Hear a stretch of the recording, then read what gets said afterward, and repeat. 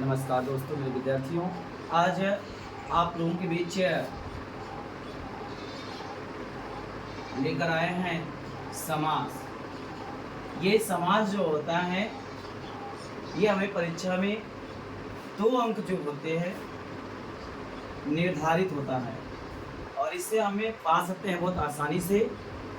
और कुछ ट्रिक दिए हैं जिस वजह से आप लोग सीख सकते हो कि समास क्या होता है और समास कितने होते हैं और हाई स्कूल की बोर्ड की परीक्षा में कितने समास हमें पढ़ना है। आज आपको ये टॉपिक क्लियर करते हैं।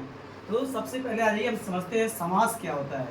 तो समास उसे कहते हैं जब 2 या 2 से अधिक शब्दों के संक्षिप्त रूप को हम समास करते हैं। अर्थात आपके बहुत बड़े शब्द हो या 2 या 2 से अधिक शब्द हो और उनके हम संक्षिप्त रूप में लिख देते हैं, अर्थात उसे हम एक छोटे रूप में लिख देते हैं और उसी छोटे रूप को लिखना ही कहलाता है समास।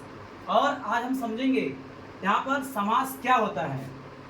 तो बेटा समास यहाँ पर हमारे जो होते हैं ये 6 होते हैं।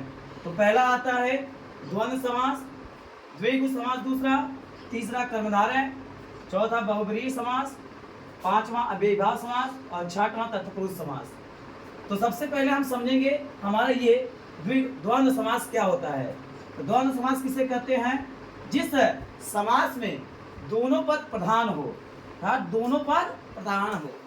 तो और इसमें यदि समास विग्रह करे, द्वंद्व समास का यदि शब्द जो भी आता है यदि उसका हम समास विग्रह करें तो उसमें और शब्द आ जाता है।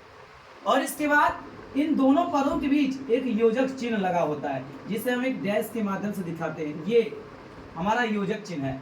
ऐसे कहीं भी लगा दिखाई दिए तो हम समझ जाएंगे है हमारा द्वंद्व समास है।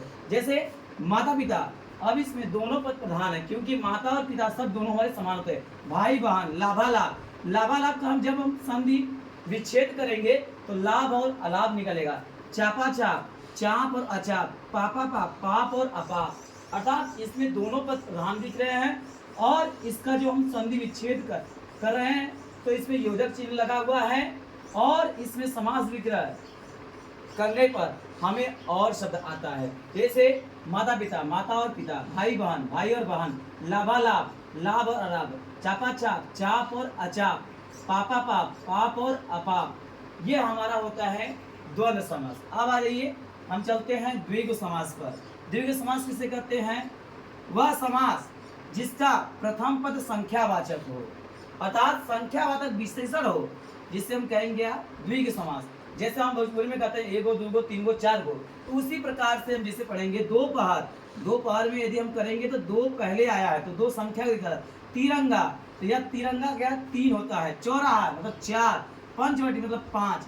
तो जिस समास का प्रथम पद संख्यावाचक होता है उसे हम कहते हैं द्विगु समास। जैसे में दोपहर, तिरंगा, चौराहा, पंचवटी आदि। अब आ जाइए कर्मधारय समास। कर्मधारय समास में प्रथम पद विशेषण तथा दूसरा विशेष्य होता है और समास विग्रह करने पर इसमें है जो या के समान के अर्थ आता है।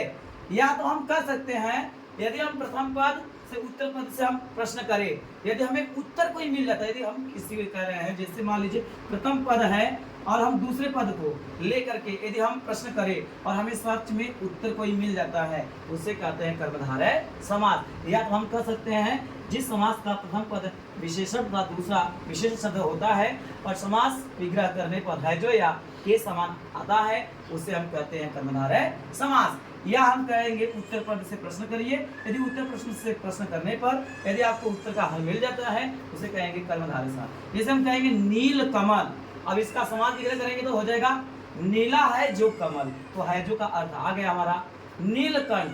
कंठ कैसा है? नीला है। महापुरुष, पुरुष कैसा है? महान पुरुष है। तो इसमें हमारा जो है जो का अर्थ निकल रहा है और उत्तर भी मिल रहा है। जैसे हम कहेंगे नील कमल, अब इसमें कहेंगे कमल कैसा है तो हमें उत्तर निकल रहा है कि कमल हमारा नीला है, तो प्रश्न का उत्तर आ गया है, इसलिए कर्मधारय समास हुआ। अब अगला आ जाइए बहुब्रीहि समास। बहुब्रीहि समास किसे कहते हैं? इस समास के दोनों पद अप्रधान होते हैं और दोनों पद मिलकर किसी तीसरे पद की ओर इशारा करते हैं या विशेषता प्रकट करते हैं।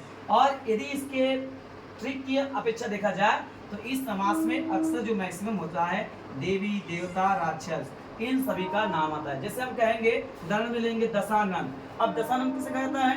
रावण को जाता है। तो रावण एक राक्षस है, राक्षस का नाम आ गया। पीताम्बर मतलब पीला है वस्त्र जिसके, अर्थात हम श्री कृष्ण जी को कहते हैं। तो यहाँ भगवान श्री कृष्ण जी का नाम आ गया, देवता का नाम आ गया। त्रिनेत्र तीन है नेत्र जिसके, अर्थात शंकर जी। तो यहाँ पर आपके देवता का नाम हो गया लंबोदर, लंबा है उधर जिसका, अर्थात गणेश जी। चक्रपाणी तो होता है चक्र का पारण करने वाले, कौन? विष्णु जी। तो इसमें अक्सर जिस समास में देवी देवता इन सभी का राक्षस का नाम आता है उसे हम कहते हैं बहुव्रीहि समास। अब अव्ययीभाव समास। अव्ययीभाव समास उसे कहते हैं जिसमें प्रथम पद अव्यय हो, अर्थात जैसे हम उपसर्ग पढ़ते हैं, जैसे हम उपसर्ग लगाएंगे जैसे कहेंगे प्रधन बल बराबर होता है प्रबल। तो इसमें प्रबल में आपका जो है प, ये आपका उपसर्ग है जो कि अव्यय का काम करता है। तो ऐसे समास जिसमें आपके प्रथम पद में क्या हो, आपको अव्यय दिखे, उसे कहना सीधे सीधा बेटा अव्ययीभाव समास। तो अव्ययीभाव समास यह समझ गए। अब यहाँ पर समझिए, जैसे देखिए प्रतिदिन। अब प्रतिदिन में हम करेंगे तो प्रतिशत अव्यय है। पेट भर आपका पेट है। प्रबल प्र है, प्रतिकूल प्रति है, तो ये हमारा क्या है? अव्यय शब्द है, उससे हम कहेंगे अव्ययीभाव समास। अब आ जाइए अंतिम और लास्ट, तत्पुरुष समास। तत्पुरुष समास किसे कहते हैं? जिस समास के दूसरा पद प्रधान हो, जिस समास में दूसरा पद प्रधान हो और दोनों पदों के बीच कारक चिन्ह का समावेश था। कारक चिन्ह अब जैसे आप पढ़ते हो कर्ता ने, कर्म को, करण से, इस प्रकार से आप जब कारक चिन्ह का लोप कराते हैं तो समास विग्रह करने पर यदि इसमें कारक चिन्ह का लोप हो जाता है उसे हम कहते हैं तत्पुरुष समास। अब इसमें हम करेंगे राजपुरुष, तो इसमें करेंगे विग्रह करेंगे तो हो जाएगा राजा का पुरुष, ठीक है ना। अब यह करेंगे स्नान गृह, मतलब स्नान के लिए, यहाँ के लिए देखिए आपका कारक चिन्ह का लोप हो गया। शयन कक्ष, शयन के लिए कक्ष। नेत्रहीन, नेत्र से हीन, तो आपका ये आ गया कारक चिन्ह का लोप। जिसे नेत्र से क्या है? कारक चिन्ह है, तो इसे हम कहते हैं तत्पुरुष समास। तो एक बार और देख लीजिए शॉर्टकट में, जिस समास के दोनों पद प्रधान हो और दोनों पद समान हो और इसमें योजक चिन्ह लगे होते हैं और समास विग्रह करने पर आपके, ठीक है, और शब्द आता है, इसे कहते हैं द्वंद्व समास। द्विगु समास जिसमें प्रथम पद संख्यावाचक हो उसे हम कहते हैं द्विगु समास। कर्मधारय समास जिस समास का प्रथम पद विशेषण तथा दूसरा विशेष होता है और इसमें समास विग्रह करने पर है जो या किस समान का अर्थ आता है, या हम कैसे प्रश्न करने पर उत्तर मिल जाता है, तो उसे कहते हैं कर्मधारय समास। और बहुव्रीहि समास जिस समास के दोनों पद अप्रधान हो और दोनों पद मिलकर किसी तीसरे पद की ओर इशारा या संकेत करते हैं और इसमें प्रायः देवी देवता राक्षस का नाम आए तो उसे हम कहेंगे बहुव्रीहि समास। अव्ययीभाव समास जिस समास का प्रथम पद अव्यय हो उसे हम कहते हैं अव्ययीभाव समास, जैसे में आपके प्रतिदिन, पेट भर, प्रबल आदि। तत्पुरुष समास